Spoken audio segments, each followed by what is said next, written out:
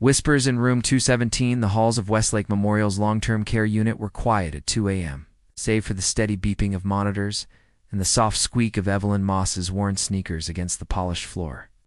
This was her favorite time when the administrative staff had gone home, when the day nurses had clocked out, when even the night shift doctors were huddled in their break room over lukewarm coffee. At 32, Evelyn wasn't what most would consider remarkable. Her brown hair was always pulled back in a practical bun. Her scrubs were faded from too many washes. Her voice was soft enough that patients' families often asked her to repeat herself. She'd been working the night shift for 4 years now, ever since her grandmother had passed away in this very wing, attended to by nurses who'd treated her with both skill and kindness. Evening rounds, she murmured to herself, checking her little notebook where she kept personal notes about each patient. Not medical information, but human details. Mr. Abernathy liked his blanket tucked just so. Mrs. Geller sometimes became agitated unless someone opened her window blinds so she could see the moon. And then there was room 217. Harrison Reed had been unconscious for nearly 5 months. The 43-year-old founder of Reed Innovations had suffered a traumatic brain injury after a climbing accident in the Cascades. His company had revolutionized renewable energy storage, making him one of the wealthiest men in the Pacific Northwest. For the first month, his room had been filled with flowers, executives in expensive suits, and family members who spoke in hushed, worried tones. By month 3, the visits had dwindled to occasional check-ins from his sister. By month 4, even she had reduced her visits to once a week. Evelyn slipped into his room, adjusting his foreline and checking his vitals with practiced efficiency. His face remained unchanged, handsome in a rugged way, with a strong jaw now, covered in a neatly trimmed beard, maintained weekly by the hospital barber, and dark hair that had grown long enough to curl slightly at his neck. "Good evening, Mr. Reed," she said, her voice shifting from its usual whisper to something clearer. "It's Thursday night. Rainy again, but the meteorologist says we might see sun this weekend." She moved around his room, straightening items, refreshing. The water in the single vase that now held flowers she had brought from her own small garden. "I brought a new book tonight," Evelyn continued, pulling a worn paperback from her pocket. "It's about a man who builds a boat and sails around the world. I thought you might like it, since your sister mentioned you used to sail." The monitors beeped steadily. Outside, rain tapped against the window. Evelyn settled into the chair beside his bed. "I used to think it was strange, reading to someone who might not hear me," she admitted. "But my grandmother was in a coma for 2 weeks before she died. The nurses told us that hearing is often the last sense to go, that people can sometimes hear even when they can't respond." She opened the book, her voice growing more animated as she read. She didn't notice how Harrison's brain activity monitor showed slightly increased patterns whenever she spoke, or how his fingers occasionally twitched when she laughed at a particularly funny passage. What she did notice was how peaceful these moments felt. Just her voice filling the sterile room with stories of adventure, persistence, and hope. "That's enough for tonight," she said an hour later, marking her place. She tucked the book away. She hesitated, then gently touched his hand. "Sleep well, Harrison. I'll be back tomorrow." Outside room 217, Nurse Supervisor Delaney raised an eyebrow. "First name basis with the patients now, Moss?" Evelyn flushed, force of habit. "Sorry, just remember professional boundaries. That's Harrison Reed in there. Half the board of directors is watching his case." "Of course," Evelyn nodded, moving on to her next patient. She didn't see the slight movement of Harrison's fingers after she left, reaching toward where her hand had been, or hear the first soft sound from his throat in 5 Munza, sound that might have been the beginning of her name. The awakening Dr. Prisha Verma was halfway through her morning rounds when the call light for room 217 began flashing. She frowned. There was no family visiting Harrison Reed this early. The nursing assistants had already completed morning care. "Probably a monitor glitch," she muttered, quickening her pace. What she found instead would alter the trajectory of lives far beyond the hospital walls. Harrison, the man who had shown no signs of consciousness for 152 days, was awake. His eyes were open, darting around the room with evident confusion. His monitor showed elevated heart rate and blood pressure, but nothing dangerous. "Mr. Reed?" Dr. Verma approached cautiously, signaling for a nurse to join her. "Can you hear me?" "I'm Dr. Verma. You're at Westlake Memorial Hospital." Harrison's gaze fixed on her, his brow furrowed with effort. His mouth worked silently at first. Then, "Evelyn." The word was raspy from disuse, but unmistakable. Dr. Verma exchanged glances with the nurse. "Mr. Reed, do you know where you are? Where's Evelyn?" His voice was stronger now, insistent. "I need to see Evelyn. Do we have an Evelyn on staff?" Dr. Verma whispered to the nurse, who shrugged uncertainly. Within an hour, Harrison's room had transformed. Neurologists, physical therapists, and speech pathologists crowded around his bed. His sister, Josephine Reed Winters, arrived in a flurry of expensive perfume and rapid-fire questions. Hospital administrators hovered in the hallway, aware that their most prominent patient's awakening would soon hit the news. Through it all, Harrison remained agitated, repeating the same request. "Where is Evelyn?" Until Dr. Verma finally ordered a mild sedative to help him relax. "Who the hell is Evelyn?" Josephine demanded, her manicured nails tapping impatiently against her designer handbag. "Has some nurse been taking advantage of my brother's condition?" Supervisor Delaney, overhearing as she passed, stopped abruptly. "Evelyn Moss," she said. "Night shift hospice aide. She hesitated. "She spends time with the long-term patients." "Get her in here," Josephine snapped. "If she's the key to stabilizing my brother, I don't care if she's the janitor." Evelyn was deep in sleep, her blackout curtains blocking the morning sun, when her phone rang repeatedly. She fumbled for it, disoriented. "Ms. Moss. This is Margaret. From HR at Westlake, we need you to come in immediately." "Something wrong? Did I make a documentation error?" Evelyn sat up, suddenly wide awake. "No, nothing like that. One of your patients is asking for you. By name." Evelyn's mind raced through her roster of patients. Which one? Harrison Reed. The world seemed to tilt on its axis. But Mr. Reed he's in a coma. Not anymore. And the only word he said clearly is your name. 90 minutes later, Evelyn stood outside room 217, heart hammering against her ribs. She'd thrown on clean scrubs and pulled her hair into its usual bun. But nothing could disguise the dark circles under her eyes or calm her trembling hands. The room was crowded with people she recognized only from news, articles, and hospital gossip. Harrison's formidable sister, the hospital's chief of neurology, even the CEO of Reed Innovations. All eyes turned to her as she entered. "So you're Evelyn," Josephine said, appraising her with a cool stare. But Evelyn barely registered the scrutiny. Her focus was entirely on the man in the bed, awake, alert, and staring at her with such intensity that the air seemed to crackle. Between them, "Harrison," she whispered, forgetting all protocol. His face transformed. The tension in his features melted away, replaced by relief so profound it brought tears to his eyes. "You're real," he said hoarsely. "I thought maybe I'd imagined." "You." Evelyn moved closer, aware of the bewildered looks being exchanged around her. "You remember me? Your voice?" he said. "It was like a lighthouse. I followed it back." The chief neurologist made a sound of scientific interest. "Fascinating." The auditory pathways remained intact during the coma state, allowing for, "Could everyone please leave us alone for a moment?" Harrison interrupted, his eyes never leaving Evelyn's face. The request caused an immediate stir of objections, particularly from Josephine, but Harrison's steady gaze finally convinced them. One by one, they filed out, until only Evelyn remained. "Think I'm confused," Harrison said once the door closed. "That I'm mixing you up with someone from before the accident." "Are you?" Evelyn asked softly. He shook his head slowly. "I know exactly who you are. You read to me about sailing. You told me about your grandmother. You ... Double quotes, his voice broke slightly. "You were the only one who didn't talk about me like I wasn't." There, Evelyn sank into the chair beside his bed, overwhelmed. "How much do you remember?" "Everything you said. Not all at once. It comes in pieces. But your voice was constant when everything else was darkness." He reached for her hand, his grip weak, but determined.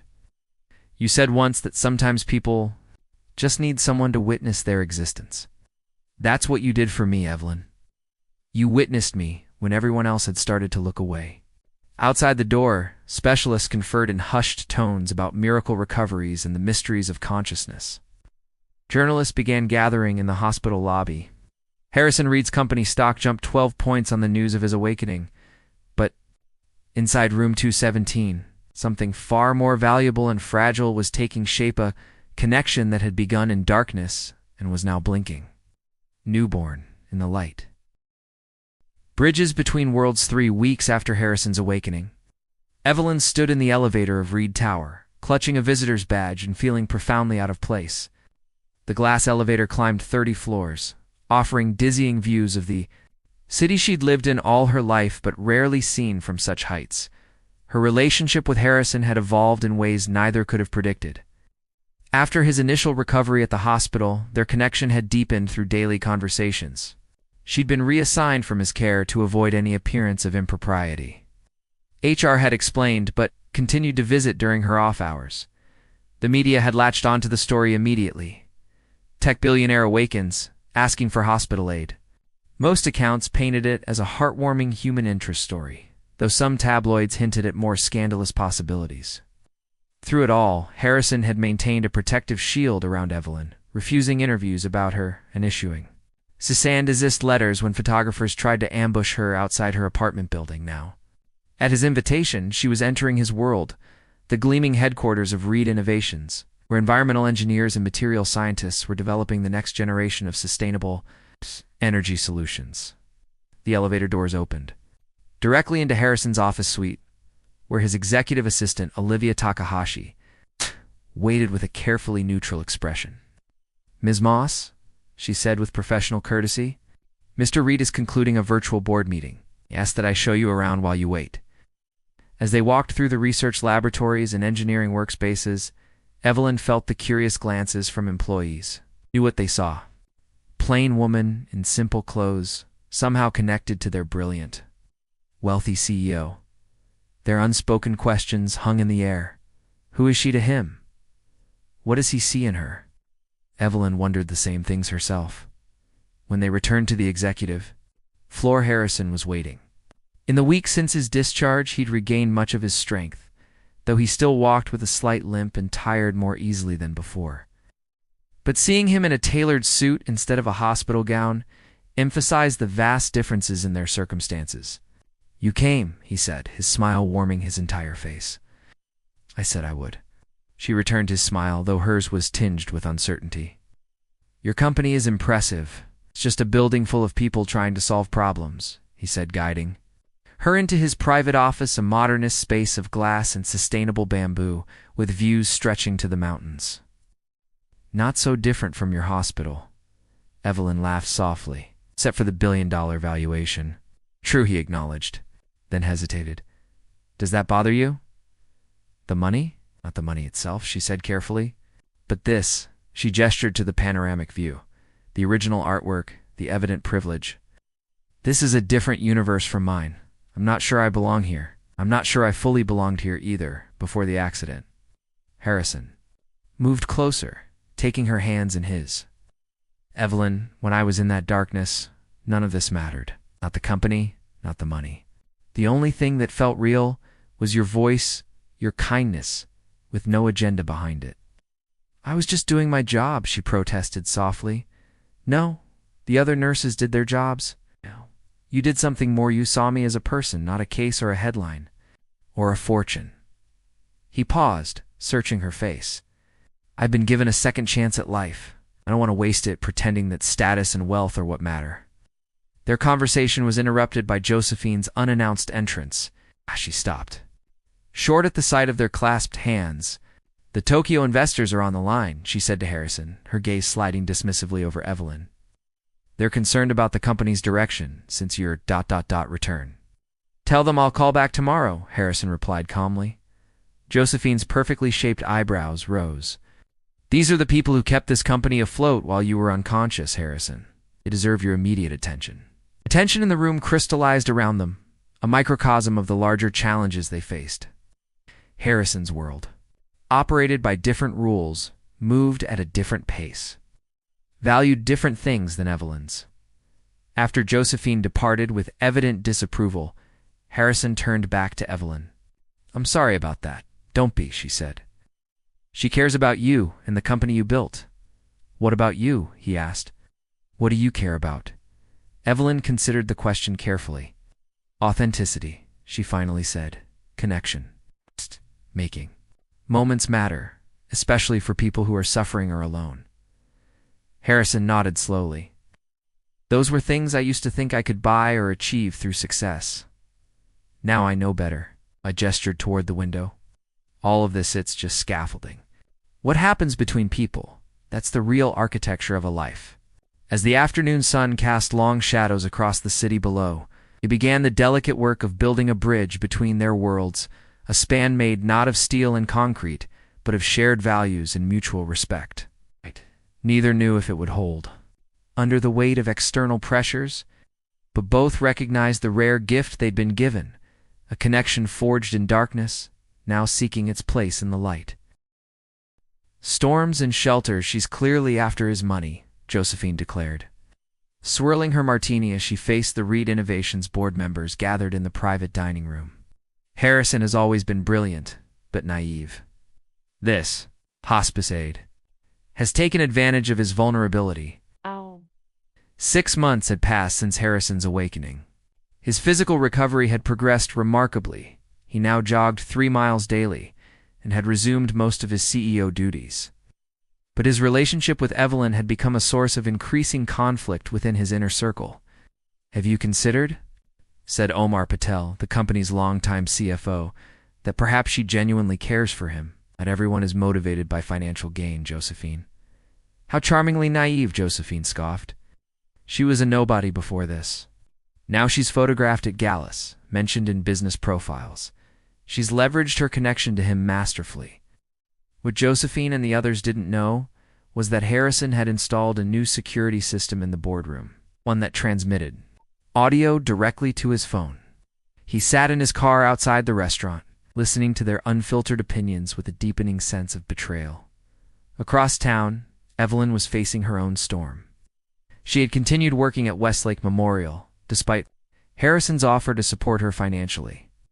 "I need to keep the parts of my life that ground me," she'd explained. But her workplace had changed. Colleagues who once barely noticed her now scrutinized her every move, some fawning with fake friendliness, others distant with resentment. Tonight, she'd found a note in her locker. "Gold diggers don't belong here. Quit before we make you." She stared at it, hands trembling slightly. It wasn't the first. The previous week, a tabloid had published photos of her and Harrison having dinner, with the headline, "Reed's Angel of Mercy or Calculating Caregiver." The hospital administrator had called her in, expressing concerns about the attention she was bringing to the facility. When her shift ended at midnight, Evelyn found Harrison waiting in the hospital parking lot, his expression troubled. "What's wrong?" she asked as she got into his car. Instead of answering, he handed her his phone, showing a real estate listing for a cottage on the Oregon coast. "I bought this today," he said. "It's remote, peaceful, no neighbors for a mile." Evelyn stared at him, confused. "It's beautiful, but why?" "I need to get away," he interrupted. "From the company, from the city, from people who think they know what's best for me." He took a deep breath. "Come with me." The request hung between them, weighty with implications. "Harrison, you can't just abandon everything you've built because you're angry." "How did you know I was angry?" She smiled faintly. "Your jaw tenses when you're upset. You forget I watched you for months before you could watch back." His expression softened. "Then you should also know I'm serious, not impulsive serious. I've been thinking about this since I woke up." He turned more fully toward her. "The company will run without me. It is good people even if some of them are currently plotting against us." "Against us?"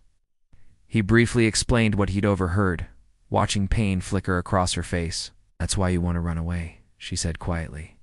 "Because they don't approve of me." "No," he said firmly. "Because I don't approve of them anymore."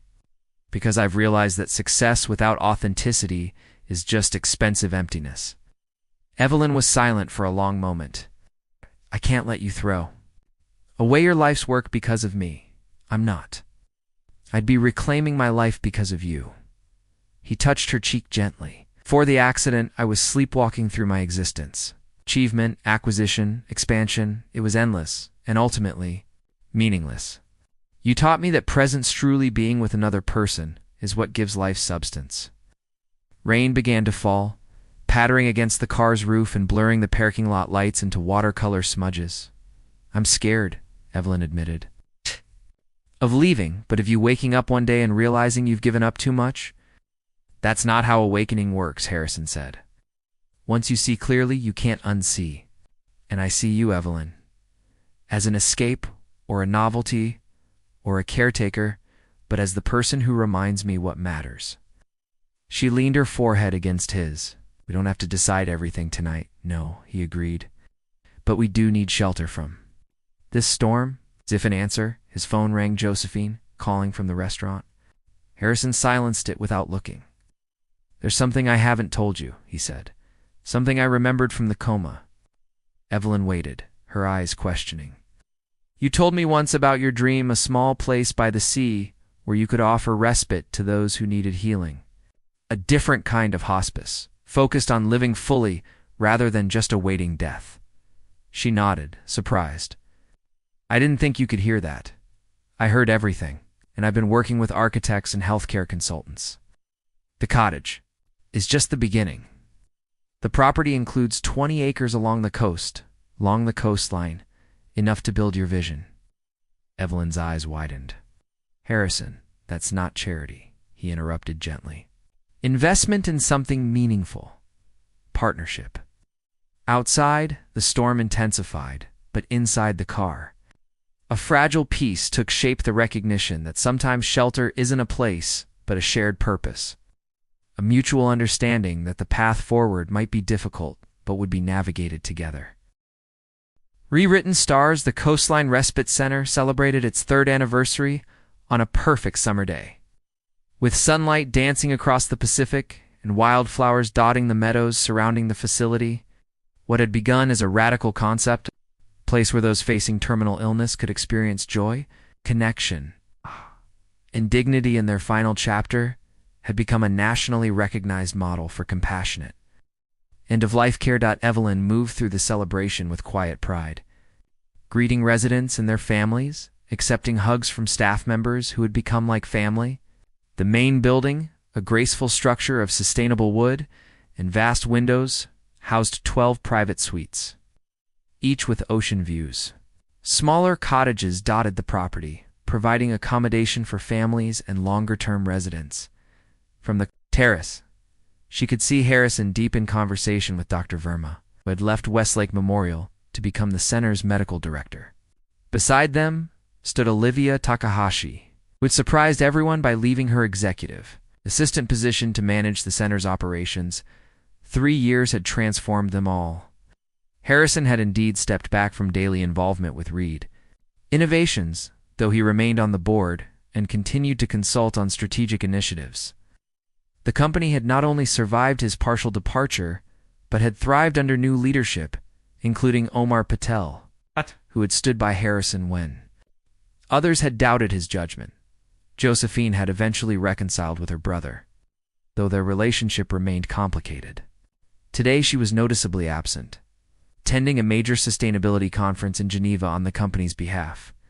As for Evelyn and Harrison, they had married in a simple ceremony on this very property, with only their closest friends in attendance.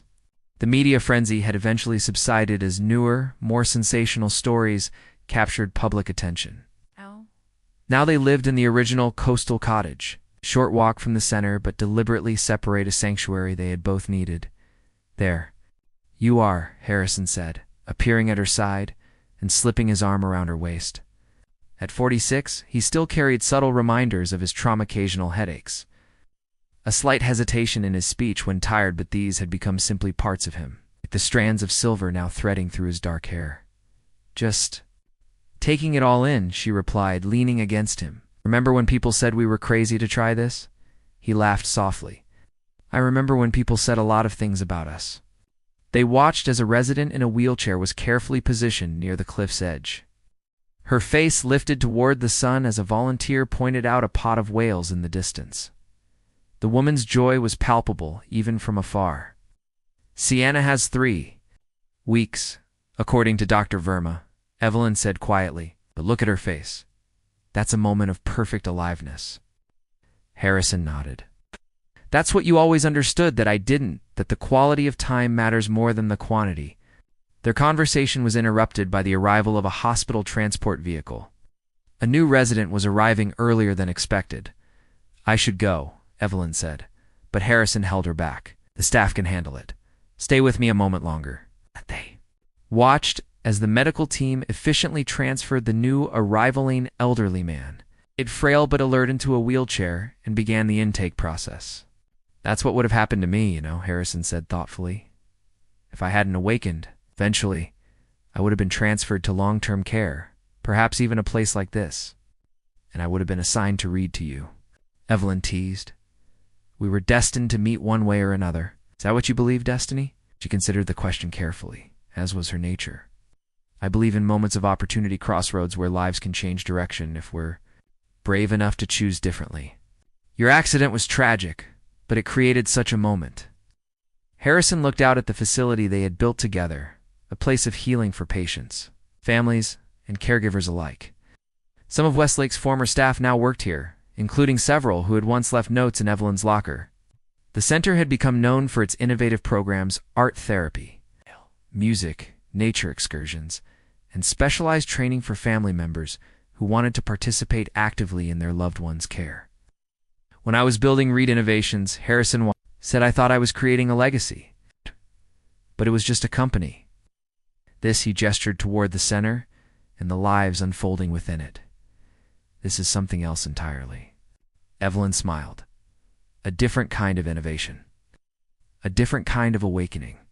He corrected gently, as the celebration continued around them. Evelyn reflected on the journey that had brought them here from a dark hospital room where she had spoken to a man who couldn't answer, to the sun-drenched coastline where they now created space for others to find meaning in their most vulnerable moments.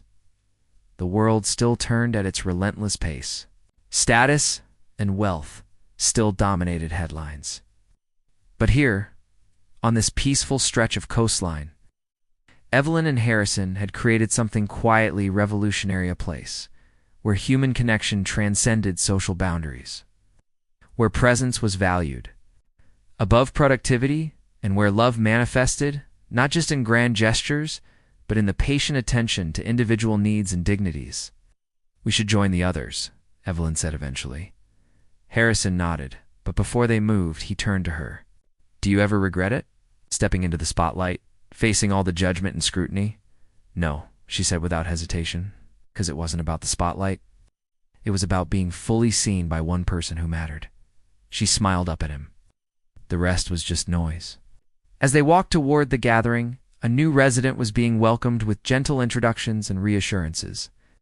In the distance, the ocean continued its timeless rhythm against the shore. And in the space between public perception and private, truth between wealth and worth, between speaking and being heard, Evelyn and Harrison had found something profound, a love story, written not in dramatic declarations or societal approval, but in the consistent choice to witness each other's existence. In darkness and in light, the world might have called her a nobody once, but in the ways that truly mattered. Evelyn had always been somebody, a truth Harrison had recognized even before he opened his eyes.